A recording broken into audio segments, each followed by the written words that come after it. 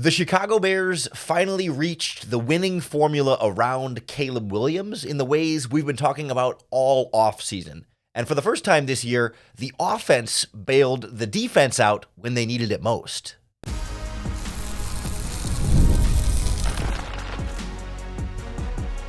You are Locked On Bears, your daily Chicago Bears podcast. Part of the Locked On Podcast Network, your team every day. This is Locked On Bears, and I'm your host, Lauren Cox. I'm here to bring you your daily, in-depth Chicago Bears news and analysis. You can follow me on Twitter at CoxSports1. You can follow the podcast at Locked On Bears on TikTok, Instagram, Facebook, Twitter, and the Locked On Bears YouTube channel, where you can keep up with all of our video podcasts as well. Thanks for making Locked On Bears your first listen today. We're part of the Locked On Podcast Network, your team every day. Today's episode is brought to you by Gametime. Download the Gametime app, create an account, and use our promo code LOCKEDONNFL for $20 off your first purchase.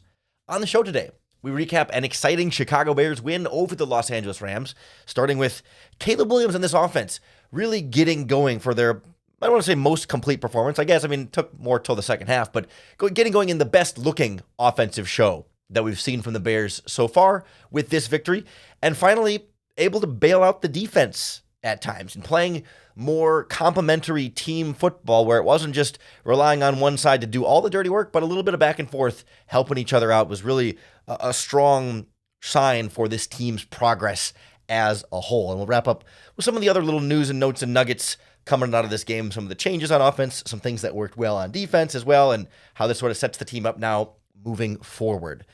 But I think we all came out of this game with so much more confidence in this Chicago Bears offense around Caleb Williams. And maybe that's because we started with close to zero confidence in this offense around Caleb Williams, but it's certainly positive and in the right direction. Not a well-oiled machine, not firing on all cylinders, not where you need this offense to be eventually, but a good step forward from what we saw for the first 3 weeks. And obviously like a good enough to win offensive performance. 24 points they put on the board. Defense didn't have to score any touchdowns in this one. Still did their job, but didn't have to give you the points, literally hand them to you on the board there. And it was like, wow, okay, like there was a lot of criticism for Shane Waldron, the offensive coordinator, this week. I think justifiably so. The offense needed to be better. They needed to do some things differently. And we saw them find that success finally.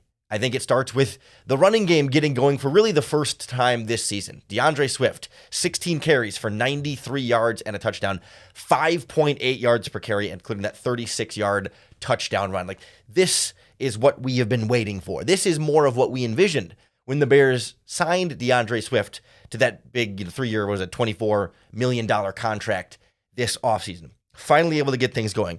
And having just watched it live, I haven't had a chance to go through all the all-22, but I think a couple things stand out as to how they got things going with DeAndre Swift. That one, the Rams are not a good tackling football team. Swift had a season high, I think 5 missed tackles is what PFF charted him for after the game. Like, he was doing a good job of making guys miss.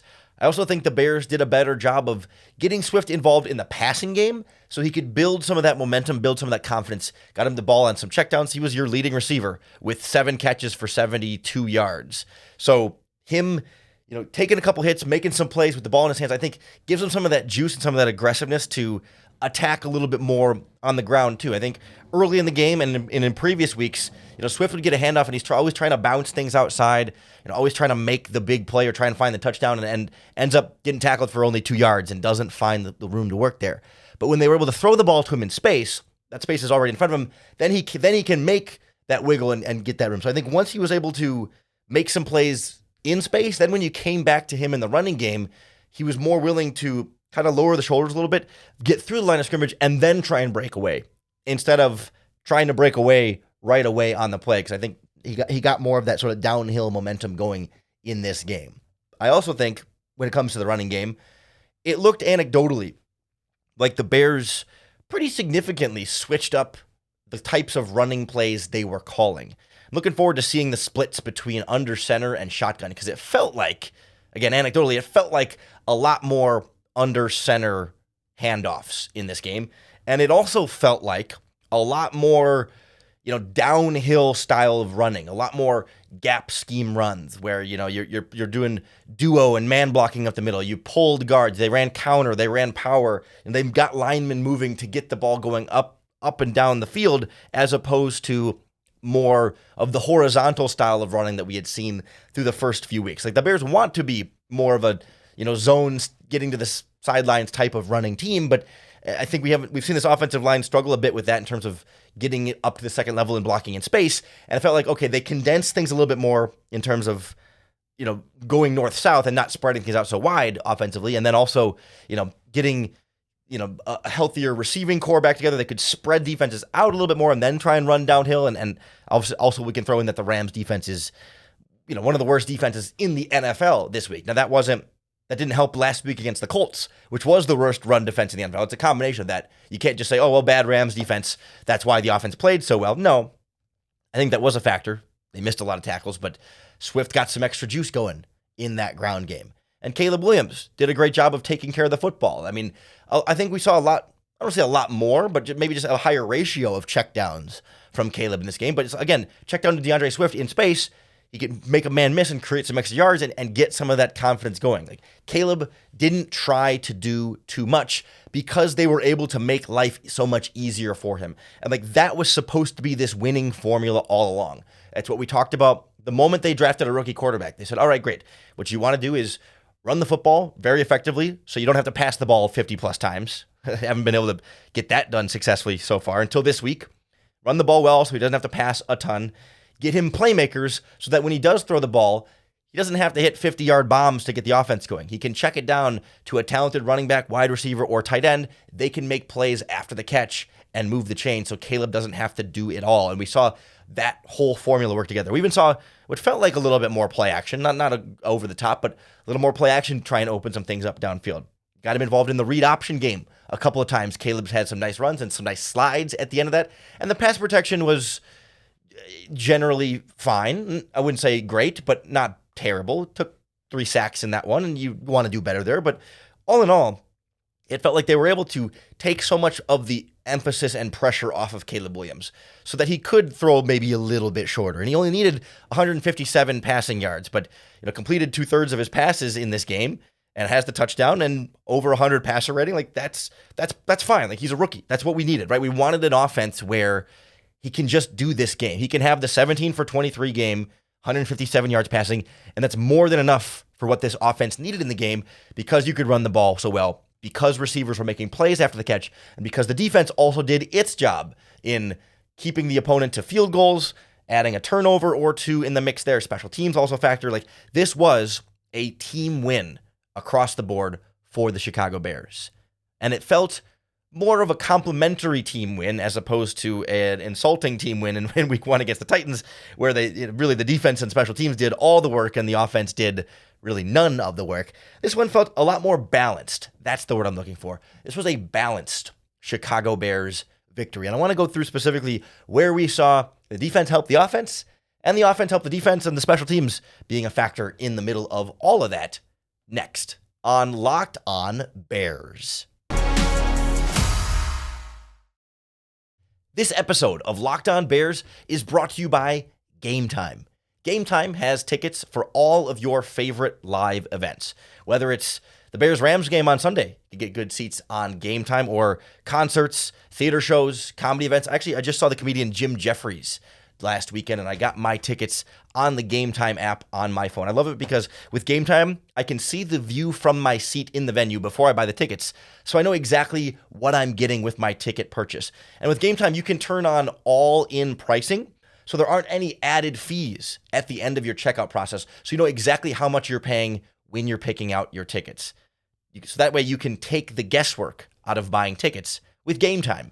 Download the Gametime app, create an account, and use our promo code LOCKEDONNFL for $20 off your first purchase. Terms apply. Again, create an account and redeem our code LOCKEDONNFL for $20 off. Download Gametime today. What time is it? Gametime. It was game time for both sides of the ball in Chicago on Sunday, and that felt like such a revelation or something new. Like this was the most complimentary football we've seen from the Bears, certainly this season and dating back to some of last season, where it wasn't like the offense was perfect for 4 quarters and the defense was perfect for 4 quarters and the special teams was perfect for 4 quarters and they all dominated and took care of business. But it was like when one would struggle, the other was there to hold the other side up, right? When the offense is punting a lot early in the first half, the defense is limiting the Rams to field goals, keeping the offense in the game. And then, in the second half, the Rams find the end zone and I think a couple of times rolling there or getting close a couple of times at least into the red zone. And the Bears offense responded with scoring drives right back to say, you know what, defense, you're struggling here. You're catching your breath a little bit. You're on your heels.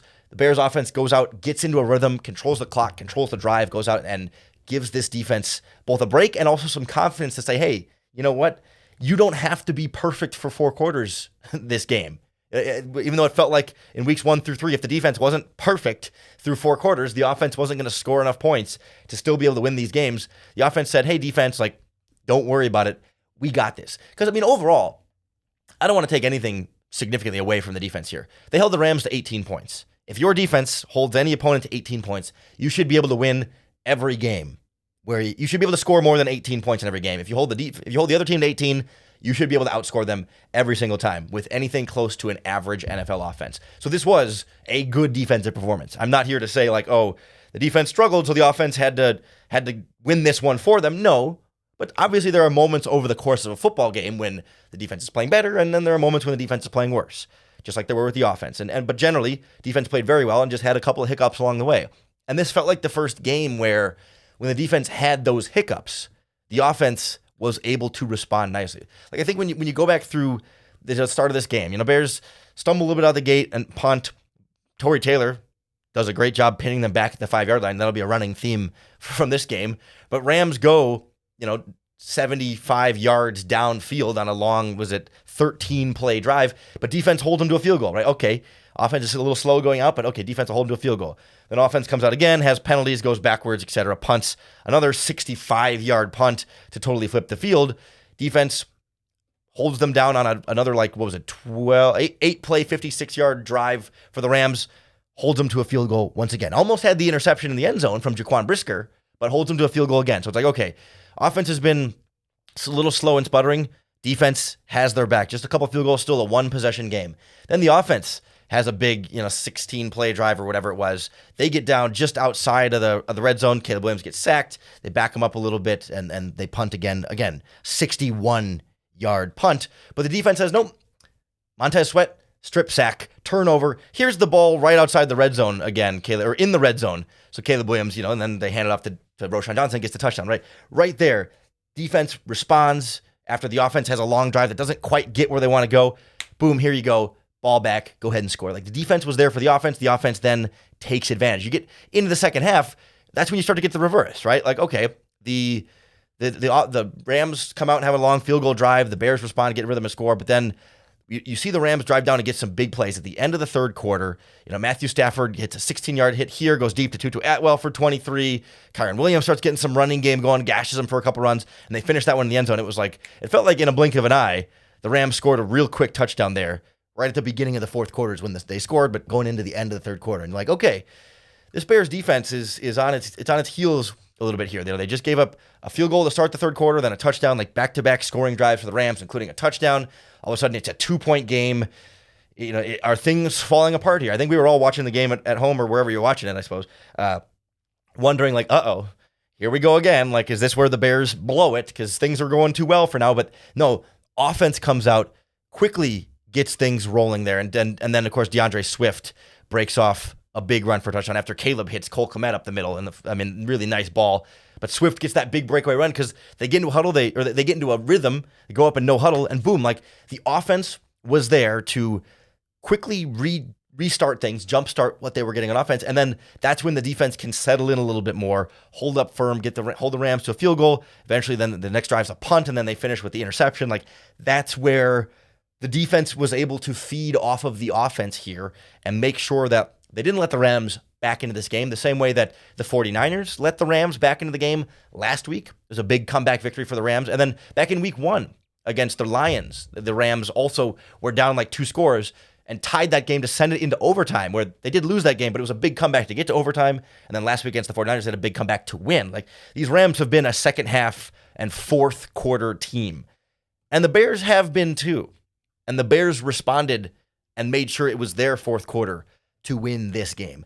For DeAndre Swift to have the big breakaway, for the defense to have the big turnover at the end to seal it, for the Bears to be able to run out some clock late in that fourth quarter. So the Rams didn't have much time to try and drive down and, tie it, or I guess they would want it with a touchdown late in that game. Like, that's how complementary football played so well for the Bears. The offense had those moments when the defense gave up a touchdown and was giving up big plays. Hey, don't worry, we got you. We're going to score another touchdown to give you a little bit more breathing room on defense. And then when the offense was struggling early on, the defense was said, hey, field goals, and then interception at the end to seal it. Like, that's how both sides of the ball feed each other. And then, of course, you got to give a lot of credit to Torrey Taylor, who had a phenomenal game, averaged 55 yards per punt with a long of 66. 3 of his 5 punts landed inside the 20. Only one of them went for a touchback. Like, that's exactly why they drafted him in the 4th round, because, hey, you know what? Maybe things might go a little slow on offense sometimes. And maybe the defense is going to need you to flip the field, but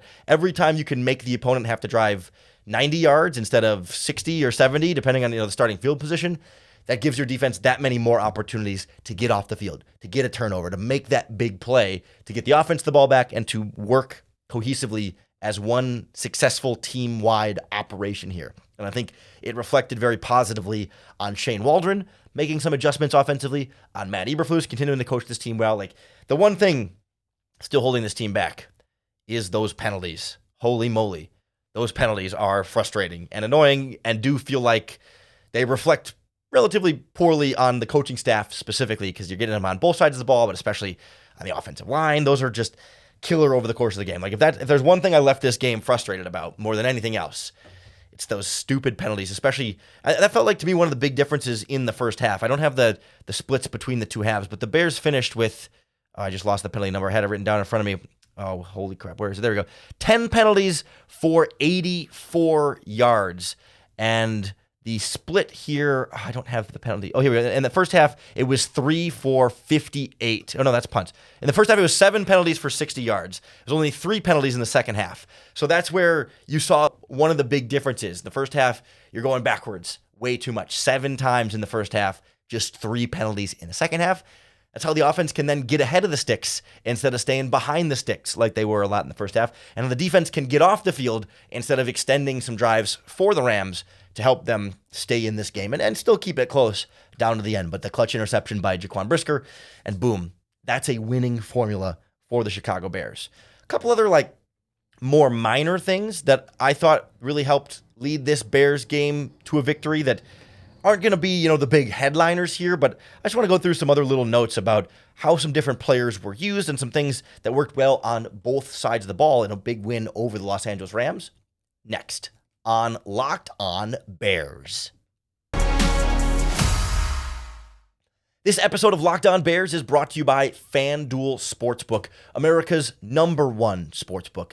And this year you can start the season with a big return on FanDuel, because they're going to give you $200 in bonus bets guaranteed when you place your first $5 bet.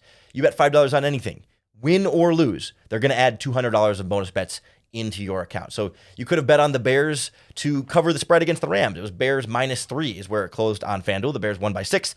They covered the spread. You could have bet Bears money line straight up. It would have been Bears. It was like Bears -128 or something along those lines. The over-under was like 40.5. So I think we did hit the over in this game. But if you want to bet on next week's Bears game or WNBA or the baseball playoffs, I mean, you name it, they've got all your sports betting covered on FanDuel, all in their app that's safe, secure, and super easy to use. So to get your $200 in bonus bets guaranteed, just place your first $5 bet at FanDuel.com.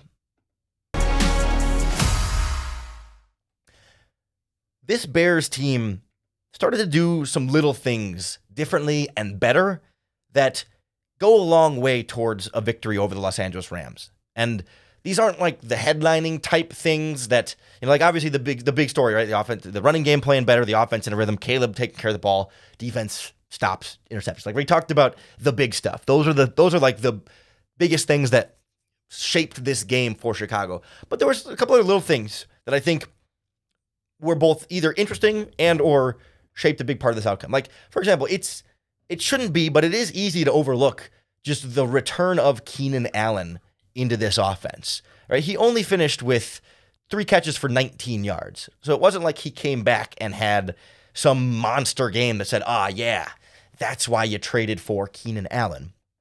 But that being said, a couple things about Keenan Allen. One, he has a certain gravity on offense where everyone on defense makes sure they know where number 13 is out there, just because he's a threat to catch it every time. He gets open a lot. You're scared of him getting open. You're scared of him being that security blanket that's going to kill you up and down the field. But also, when Keenan Allen is playing, that means that wide receiver DeAndre Carter is not playing. And again, not playing DeAndre Carter is not the reason the Bears won this game, but I do think it makes a difference, right? Especially when last week, when DeAndre Carter is blocking defensive ends on the goal line and also blocking out in space on screen passes, and specifically not well, because I wouldn't expect a 5'9", 180-pound wide receiver to block well. But Shane Waldron couldn't put DeAndre Carter in those positions. He could put Keenan Allen in those positions, but he didn't. But literally, DeAndre Carter played 0 snaps on offense in this game. You look at the snap counts from this one. DJ Moore, Rome Odunze, Keenan Allen played a ton. Tyler Scott was on the field 2 times. That's all of your wide receiver snaps were Moore, Odunze, and Allen. And then there were 2 little quick plays of Tyler Scott out there. Other than that, it was your big 3. And I do think, even though Allen isn't having the big receiving game, it makes a difference when those 41 snaps go to him. He ran 22 routes, and that means he would have blocked on math majors out there. 41 minus 22, 19 plays, I think, would be So, those 19 plays of Keenan Allen blocking versus DeAndre Carter blocking, not the difference between winning and losing, but maybe you find a couple extra yards here or there on those plays, and that can be the difference between a third down and a first down in some of those types of situations. So I do think, even without a big performance, having Keenan Allen back matters a lot, even if some of that is just the subtraction of DeAndre Carter on offense. Also thought it was interesting that the Bears did not play Khalil Herbert at all. I don't see that as that's why they won, but an interesting trend coming out of this game nonetheless. Every single running back snap was either DeAndre Swift or Roschon Johnson. We had been seeing DeAndre Swift's snap count declining and Roschon Johnson's snap count increasing, kind of plateaued this week, where because Swift was running so well, they kept him as the number 1 back. He had 16 carries to Roschon Johnson's 7. Caleb Williams also had 5 carries in this game on those read option type plays, and I don't even think he actually had a scramble in this one. I think they were all those types of plays there. But Swift was running so well that he ends up getting to be the lead workhorse back here. But I do like that when you do the math there, Swift and Johnson carried it 23 times. Caleb Williams attempted 23 passes. That is a balanced offense. Plus, you had Caleb's 5 runs of his own, and the Bears ran the ball more than they threw the ball in this game. And that feels like the first time all season, certainly the first time they had that much success running the ball enough to feel confident in calling that over and over again. And that was really effective. And I think part of the reason why they got the running game going, something we didn't talk about earlier, was the use of lead blockers. They didn't have fullback Corey Blasingame active for this game, but they put a few different players in at fullback, including backup center Doug Kramer getting, in the heavy personnel package. They brought 3 tight ends, Doug Kramer, and then Roschon Johnson behind him in an all running package. That package worked. They just said, we're going to load up and block you and beat you one-on-one. I think that builds some confidence in this offense. But Cole Kmet lined up at fullback. Gerald Everett lined up at fullback. I believe Mercedes Lewis also lined up at fullback. You had a lot of different guys lining up in a lot of different places. And then a center taking the field in the backfield is always something the defense could not have possibly prepared for. So I liked the types of wrinkles Shane Waldron started to mix in. There's still a lot Shane Waldron, I think, can do better there. There's still some things that were frustrating at times with this offense, but progress. And we will absolutely take progress from this offense. And then defensively, a couple little things that stood out. One, the Bears tackled very, very well in this game. Not very many missed tackles at all. They limited the types of yards after contact and even sometimes yards after the catch that the Rams were able to get. Some of that might be a reflection of Cooper Kupp and Puka Nacua being on injured reserve, and so it's a lot easier to tackle Tutu Atwell, correction, Cooper Kupp's not an injured reserve, but he is injured and is going to still missing time. So I want to be accurate there. But missing your two top wide receivers, who are two of the best wide receivers in football, makes a big difference. It's a lot easier to tackle Tutu Atwell and Colby Parkinson than it is Kupp and Nakua. I mean, Kyron Williams is a good player for sure, but like they don't got a lot of other skill position talent to make a guy miss and break a big play. The Bears came up and tackled well. And I also really liked the way Matt Eberflus approached the pass rush, where you saw the blitzing variety seemed even more different. It wasn't that they were overly blitzing Matthew Stafford in terms of like sending the house a bunch, because I think they kind of know if you send the house a bunch at Matthew Stafford, like he's too smart of a quarterback that he's going to pick your blitz apart. You're not just going to overwhelm him. But the Bears did a lot more of these, what they call sim pressures, which is basically, it's like a blitz, but it's only a 4-man rush. So you still have 7 guys back in coverage. So you're not losing anybody in coverage, and it still looks like a blitz. And the idea is that because the defense doesn't know exactly where the pass rushers are going to go, you can get a free rusher more easily while still only rushing 4 guys. So what the Bears did more in this game than we had seen all season is blitz a linebacker, Edmonds or Edwards, and then drop a defensive end into coverage. We saw Montez Sweat drop into coverage. We saw Darrell Taylor drop into coverage. Austin Booker dropped into coverage. I think, don't quote me on this, but I think DeMarcus Walker even dropped back in coverage on a play in this game, which you don't want. I mean, ideally, right? You don't want to have Montez Sweat going backwards instead of forward. But if you want to try and fool or trick or at least slow down a veteran quarterback like Matthew Stafford, he's not going to be expecting Montez Sweat to drop back in coverage. So even if it just makes him hesitate a half a second or look away for a half second or think, just pause for a moment, like that can be the difference between a pass rusher hitting the quarterback and forcing an interception, or the quarterback having a clean pocket to deliver the throw. Like, I'm not advocating for dropping Sweat back into coverage, but I like the idea of, hey, mix up a little bit more where the pass rushers are coming from. And it was harder for this Rams offensive line to pick up and keep making plays. Like that's ultimately where I give this defense credit for bringing it from. Gordon blitzed a few different times. The linebackers blitzed a few different times. I think at least one of the safeties, I think, came down and blitzed. Jaquan Brisker, of course, had the big sack. Duh, of course, he blitzed at least once in that game. Like, they were coming from a lot of different places without it having to be the Minnesota Vikings blitz every time defense, right? It feels like it's a nice sort of nuanced, patient, complicated, but not trying to overcomplicate things. Like, it's not like sometimes you outsmart yourself because it's like, oh, we're going to drop Montez Sweat, or we got frustrated when the Bears would drop Khalil Mack back in coverage too much, and you kind of outsmart yourself trying to outsmart the quarterback. Like, okay, dabble in one here, but sometimes you got a 4-man rush. And feeling that balance is more of an art than a science of how to confuse the offense without confusing your own defense and without making life too hard on your own defense. And it feels like the Bears found a nice mix there. So the defense finds a nice mix with the pass rush. They tackle well. The offense finds a nice mix with the running game, with the check down passing, and with a couple of really nice downfield throws from Caleb Williams. Like, that's it. That's the winning formula. Now, they're not always going to be playing a team as injured as the Rams. You're not always going to be playing the 32nd or 31st ranked defense, but you'll absolutely take this as a big step forward and a sign that, like, hey, this formula can and does work when everyone does things the way that they're supposed to. And you look ahead next week, you got the Carolina Panthers. Shouldn't be that challenging of a matchup comparatively in that game, even though, the Panthers have been playing a little better since Andy Dalton took over, but they lost to the Bengals. They're not anything to write home about. And then you got the Jacksonville Jaguars right after that, who blew a lead against the Houston Texans and lost that game. So the Bears can keep this winning formula going against 2 non-playoff teams coming up on the schedule. And then you get a bye week after that, and then you get Washington and Arizona. But like this things are coming together nicely here early on in the season for the Bears. So let's hope they can keep this rolling and keep giving us more confidence in Shane Waldron and in this offense around Caleb Williams. Looking forward to going back through some of the all-22 of this game, digging into this running game a little bit more, the offensive line to see, were they playing better? Was it the running backs playing better? And some of the things that were working defensively. We'll break that all down for you on tomorrow's Locked On Bears podcast. So make sure you hit that subscribe button on YouTube or wherever you listen to podcasts. That's going to be the best way to keep up with all of our daily, in-depth Chicago Bears news and analysis.